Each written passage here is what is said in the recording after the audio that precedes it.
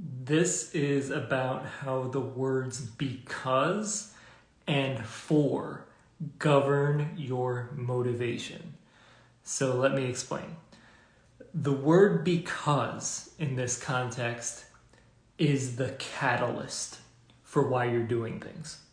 So it's the reason why you're doing something. That's the because in this context. And the for is the intention or the goal. So because is why you're doing it, the reason, the catalyst. And the for is your intention or your goal. And here's why this is so important for motivation and achievement, success, and fulfillment. Most importantly, fulfillment. So when you do something because, let's say, of other people, or chasing status, or doing things because of societal standards, things like that, you create really shaky ground for yourself because you're clinging to some external thing and it's all about the ego. So it's not coming from a deep place. It's not a solid foundation to stand on when your because is coming from something like that. Like, I'll look better, or it'll inflate my ego, or I'll achieve something that's a very surface level thing. That's not the best foundation and not the best resource for motivation. But when your because is something that you can't not do, then you're onto something. When it's coming deep from the soul, when it's something you can't not do, that's when you tap into infinite motivation, because it's inherent, it's innate. Instead of just this fly-by-night surface level thing, when it comes from deep within, you tap into infinite motivation. So here's an example. Let's do writing a book as an example, because that's relevant to a lot of what I do.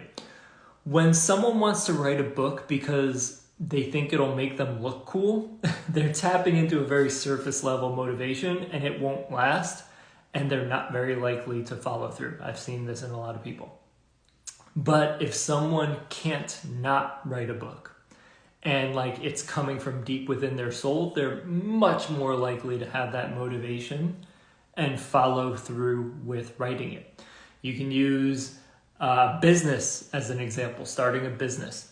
If someone wants to start a business because they want to get a Lamborghini, for example, that's a very surface level motivation. Or to look cool, surface level motivation. But if starting a business is something that someone loves doing and they can't not think about business, they're so much more likely to not only succeed, but enjoy the process. So that is an example of the because, the deeper meaning, and how your level of because determines your level of motivation. And internal motivation, innate motivation, is crucial for success and fulfillment in anything. All right, so now let's talk about for. So for is the intention or the goal. What are you doing it for? Okay, so if you do something for the goal of status or ego prize or something like that, again, you're tapping into shallow, finite motivation, and you're chasing the results and you're hinging your identity based on results that you haven't got yet. That creates that whole trap of self-worth and never being happy. You're chasing your own tail. But if you do something for the highest good of yourself and others, that's a deeper reason. And again, you're tapping into this deep, infinite well of motivation there. And you even love the process when you do that. When you're doing it for, let's just say, the highest good.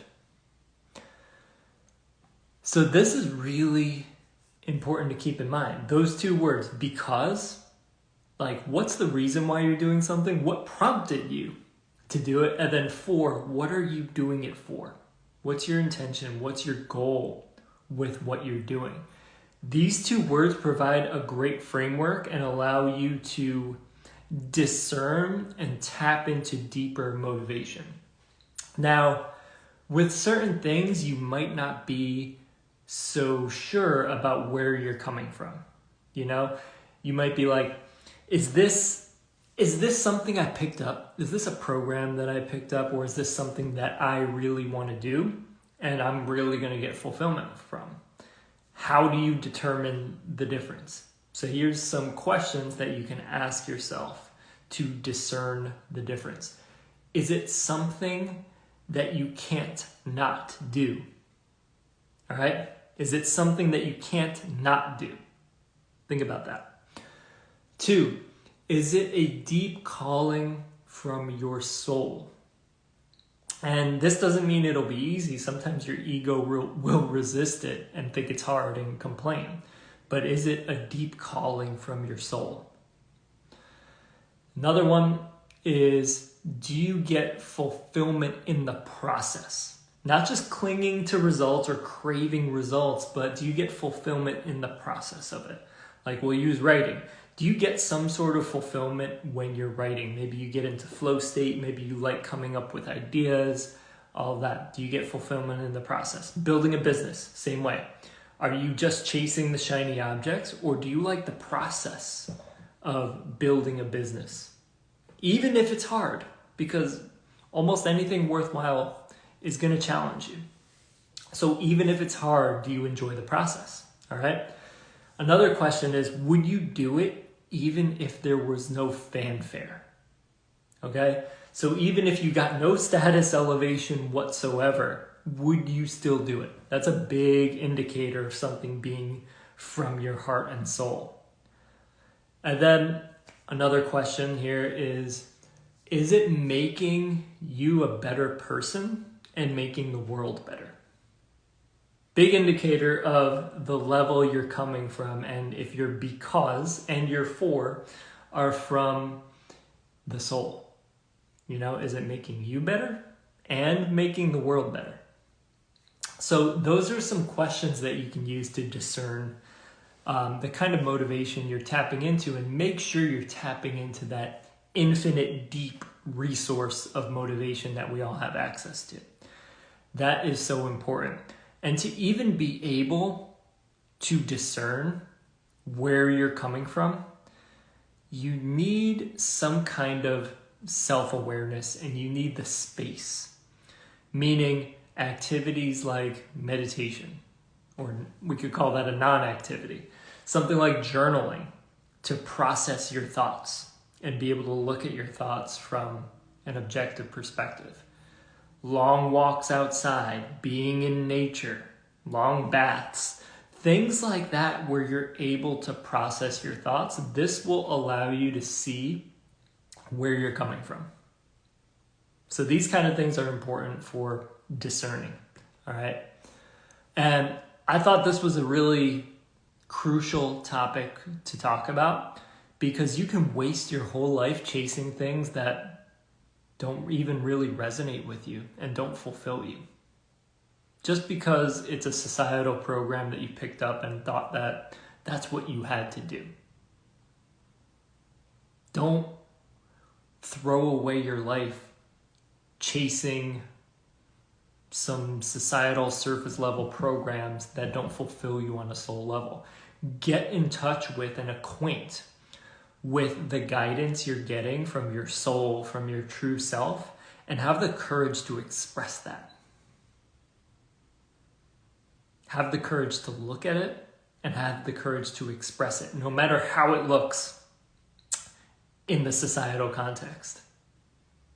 That's courage. It's courage in awareness and courage in expression. So my call to action for you watching this is to do that, is to acquaint with where your soul is pointing you, guiding you, and have the courage to express that. It can be anything. It doesn't have to be some big extravagant thing. It could be working on cars. It could be writing a book. It could be creating a form of art. It could be raising your kids. It could be helping someone raise their kids. It could be really anything. It could be dancing. It could be getting more into health and fitness. It could be being a better conversationalist. Get in touch with where your soul is guiding you, that deep calling, that deep intrinsic motivation, and have the courage to express it. That is the essence of this message today, and I needed to deliver that. All right. So now I want to talk about, on this topic, is if you do feel called to write a book, I have something for you. Actually, two things. So the first thing is my Look Your Book workshop. This is the jump start to your book. It's a 3-day workshop. I did it live a few months ago. And it's the pre-recorded version packaged into a mini course with a bonus. You'll see what the bonus is. And it's designed to get you started on your book. And it's like a launch pad for starting your book and giving you some direction in that. And it's very interactive. It's not like sit back and just passively absorb things. You're going to be engaged and you're going to do stuff. So that is the first thing, the Look Your Book workshop. And then if you want the full-on system that has basically everything I know and implement and apply in terms of writing a book, check out the Divine Write program. So that's a 90-day program to help you write your book in 90 days. I just got some testimonials about it. Actually, I'm going to pull it up, not on here, but on my computer and read it because it's that important. I have my computer right here. Okay, I got to move this to the side a little bit. I'm just going to read this. I just completed the Divine Write course with Stephen Parado. I've had an idea for a novel in my mind for several years, but was unsure how to start. When I took Stephen's writing workshop, I decided to sign up for the Divine Write course. I was intrigued by his approach to writing and his suggestions. The course helped me so much. It is set up in a manner that helped me by discussing why I want to write what I've desired to write, outlining, journaling, editing, and publishing, guided writing sessions, so many things that have helped me get this novel from my mind onto paper. I'm so very grateful that Stephen has the talent and patience to help aspiring writers like me get going with what is a lifelong passion. I hope others take advantage of Stephen's talent and take the Divine Write course. I had to read that because I got that yesterday, I think, and I was so appreciative of that. So you can find both that, the Divine Write and the workshop, whatever resonates with you. You can find it if you're watching this on Instagram, the link in my bio. If you're watching this somewhere else, wherever I can put the link, I'll link it there. All right. So that's it for today. And sending you so much love and blessings. Stay in tune with your soul and have the courage to express it. Let's go.